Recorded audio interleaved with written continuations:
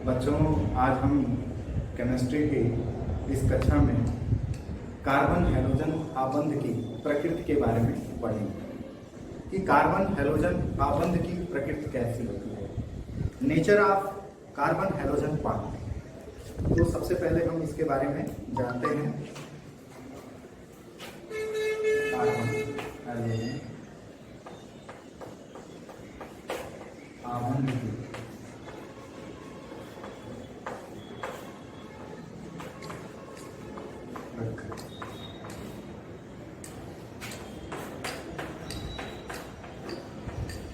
Nature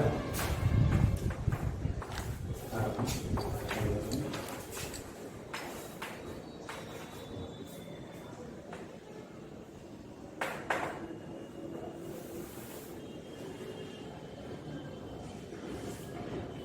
बच्चों, आप halo alkane और हेलो एरेंस में कार्बन हाइड्रोजन आबंध की प्रकृति के बारे में जानेंगे।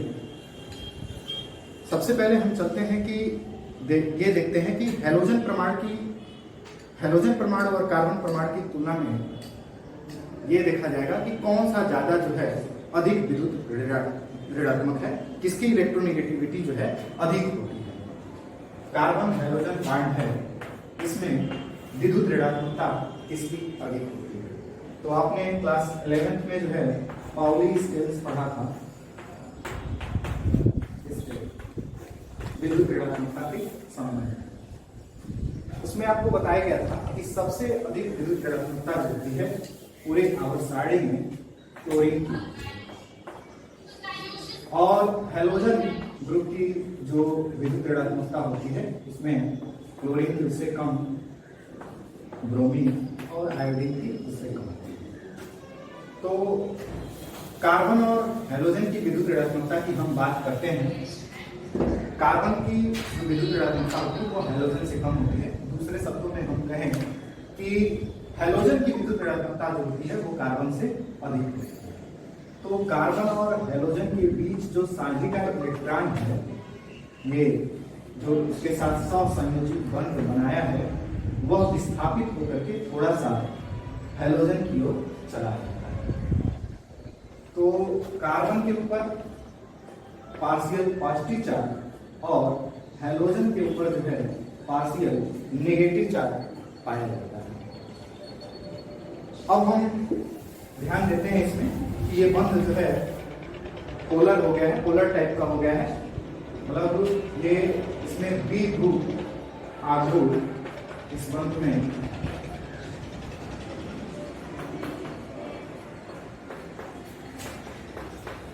पाया जाएगा, डाइपोल मूवमेंट पाया जाएगा।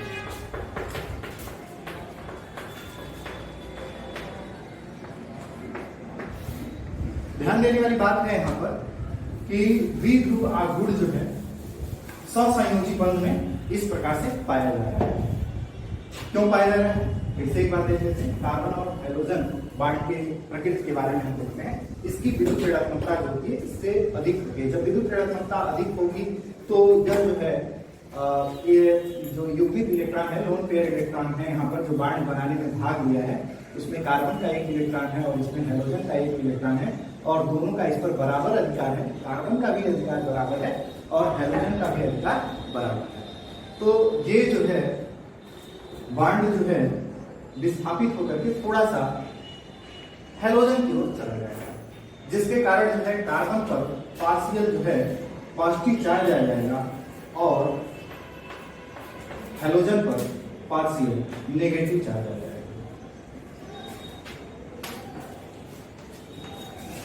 अब हम एक और बात जानेंगे कि आवर्त सारणी में हम जब ऊपर से नीचे की ओर जाते हैं हैलोजन वर्ग में, हैलोजन कौन कौन से हैं हैलोजन,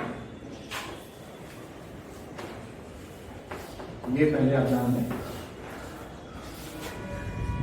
17वां समूह जो है हैलोजन है, उसमें हैलोजन है क्लोरीन, क्लोरीन, ब्रोमीन और आयोडीन, ये हैलोजन।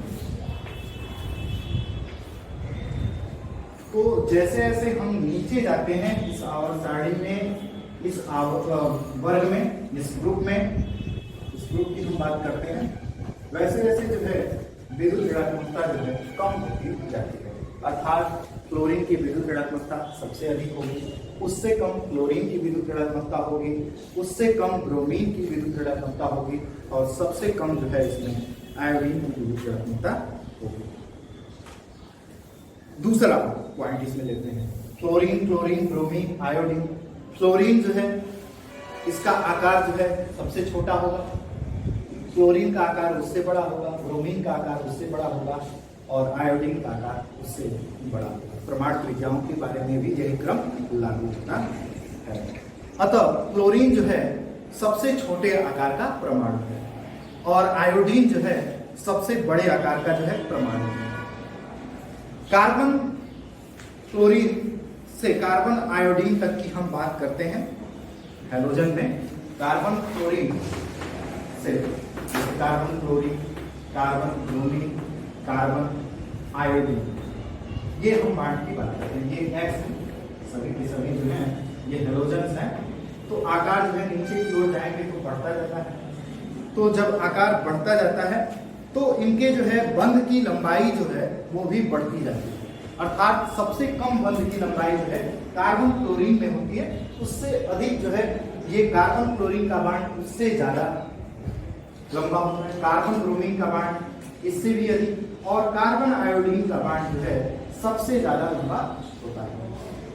जैसा कि आप अपने जो है बुक में देख सकते हैं कि अगर हम मेथिल क्लोराइड ले रहे हैं, methyl chloride, methyl bromide, methyl iodide ले रहे हैं, तो इनकी बंध की लंबाई जो है पिकोमीटर में देख सकते हैं आप।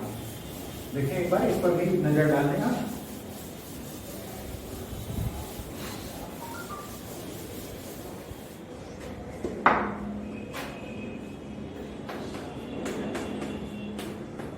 ये हो गया आपका मेथिल, अर्थात इसको हम लिख सकते हैं CH3।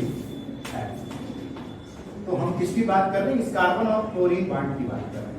इसी तरह से CH3Cl, CH3Br, CH3I, iodine.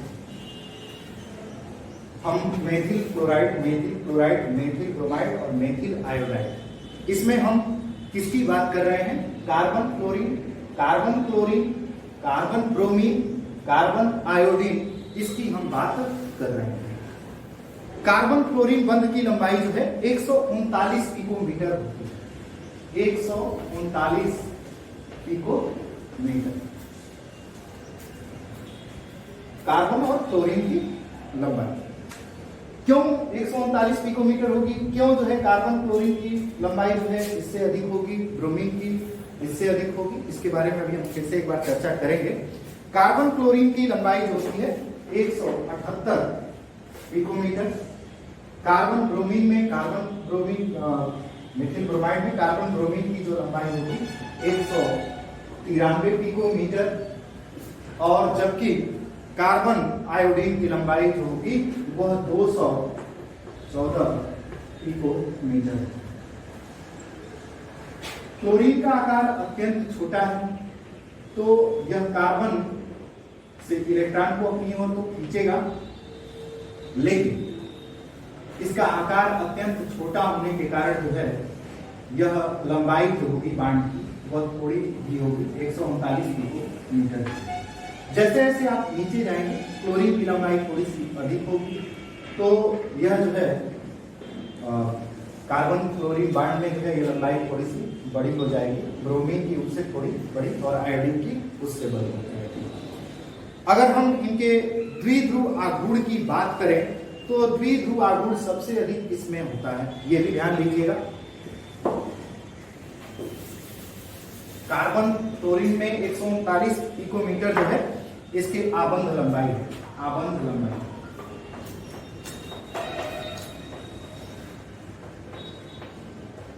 Bond length है।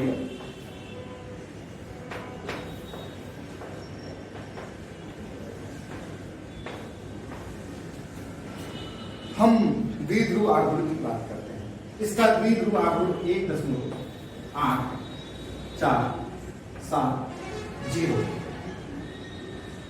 या हम स्थान में 1 8 4 7 किसमें ये आता है आप जानते हैं, dy में।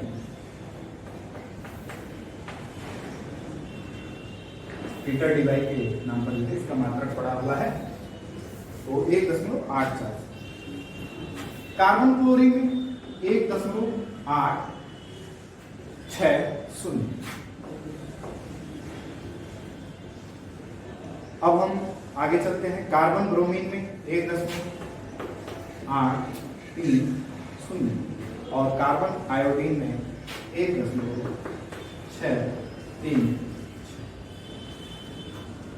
तो ये हो गया आपका द्विध्रुव आवेश। हाँ, एक और बात इसमें देख सकते हैं, कार्बन हैलोजन आबंध की एंथैल्पी किलो जूल पर मोल।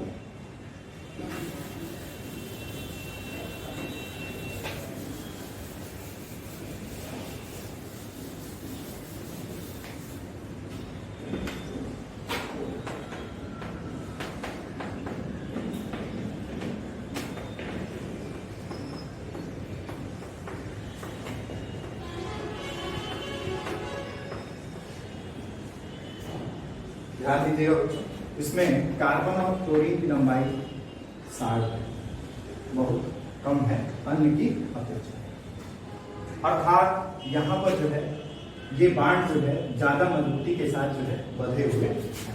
किसमें? Methyl chloride. तो इसको तोड़ने में, इस बांड को तोड़ने में जो है अधिक ऊर्जा की आवश्यकता पड़ेगी। ठीक है, 1 किलो जूल पर मोल जो है तोड़ने के लिए, मेथिल क्लोराइड के 1 मोल को तोड़ने के लिए, इस बांड को तोड़ने के लिए कितना जो है एनर्जी की आवश्यकता पड़ती है? तो ये एनर्जी की आवश्यकता पड़ती है 452 किलो जूल पर मोल। जबकि मेथिल क्लोराइड में इस बांड को तोड़ने के लिए, क्योंकि इस बांड की लंबाई अधिक होती है, इनके बीच दूरी अधिक होगी, तो इसको तोड़ने के लिए इसकी अपेक्षा जो है थोड़ी कम एनर्जी की आवश्यकता पड़ती है। तो इसके लिए 351 किलो जूल पर मोल। अब आप देख रहे हैं जैसे ही नीचे आएंगे, ब्रोमीन, मेथिल ब्रोमाइड में कार्बन ब्रोमीन बांड की लंबाई जो है थोड़ा सा और बढ़ेगी, तो इनकी अपेक्षा जो है, इन दोनों की अपेक्षा जो है तोड़ना और आसान होगा इस बांड को। तो इसके लिए बांड कार्बन हाइड्रोजन आबंध एंथैल्पी जो होगी वो कितनी होगी? 293 किलो जूल पर मोल। और कार्बन आयोडीन में, मेथिल आयोडाइड में, कार्बन आयोडीन में जो है 234 किलो जूल पर मोल। अब हम इस डाटा पर फिर से एक बार चर्चा कर लेते हैं। जितनी ही लंबाई कम होगी उतनी ही जो है पोलराइजेशन जो है अधिक होगा। ठीक है, अर्थात वहां पर जो है ये बांड 60 होने के कारण जो है इन कार्बन क्लोरीन के बीच जो है मजबूती अधिक होगी। जब मजबूती अधिक होगी तो उसको तोड़ने के लिए, उस बांड को ब्रेक करने के लिए ऊर्जा की आवश्यकता अधिक होगी। यहां पर जो है कार्बन क्लोरीन में जो है थोड़ी सी बांड की लंबाई बढ़ जा रही है, ब्रोमीन में और ज्यादा बढ़ जा रही है और आयोडीन में सबसे अधिक हो जा रही है। तो जैसे नीचे की तरफ आएंगे वैसे जो है इस बांड को तोड़ना जो है ज्यादा आसान हो जाएगा, क्लोरीन की अपेक्षा आयोडीन में बहुत ज्यादा आसान हो जाएगा। और इसलिए जो है यही कारण है कि कार्बन क्लोरीन बांड की अपेक्षा कार्बन आयोडीन बांड की जो है मेथिल हैलाइड में जो बांड की आबंध एंथैल्पी है वो सबसे कम जो होती है मेथिल आयोडाइड में होती है कार्बन आयोडीन की। तो ये आपका हो गया आज का पॉइंट्स, कार्बन हैलोजन आबंध की प्रवृत्ति।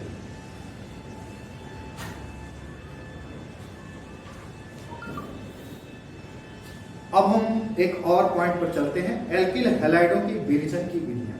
आप देखेंगे अपने बुक में एल्किल हैलाइडों के विरेचन की विधि, methods of preparation alkyl halide का।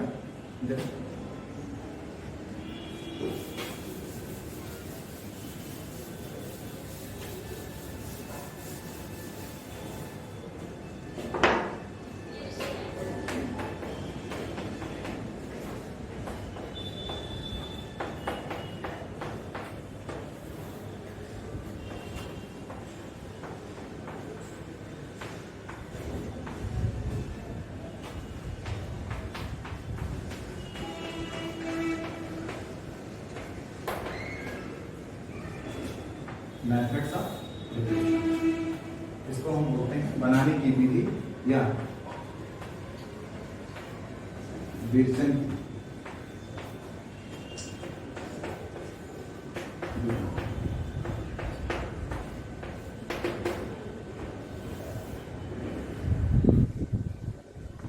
बच्चों, एल्किल हैलाइड्स को बनाने की जो है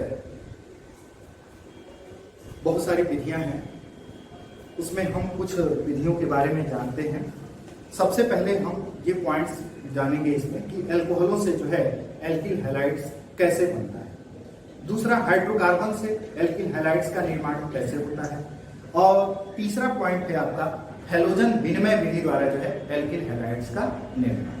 तो ये तीन मुख्य आपके पॉइंट्स हैं एल्किल हैलाइडों के बनाने की विधियां, मेथड्स ऑफ प्रिपरेशन। तो इनको हम जानते हैं।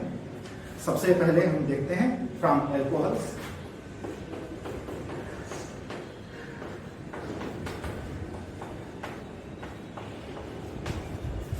दूसरा नंबर हम जानते हैं फ्रॉम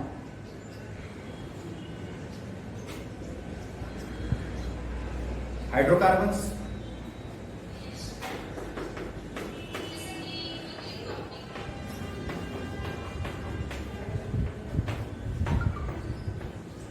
और तीसरा पॉइंट हम जानते हैं इसमें हैलोजन विनिमय द्वारा, हैलोजन एक्सचेंज। हाँ, हैलोजन एक्सचेंज।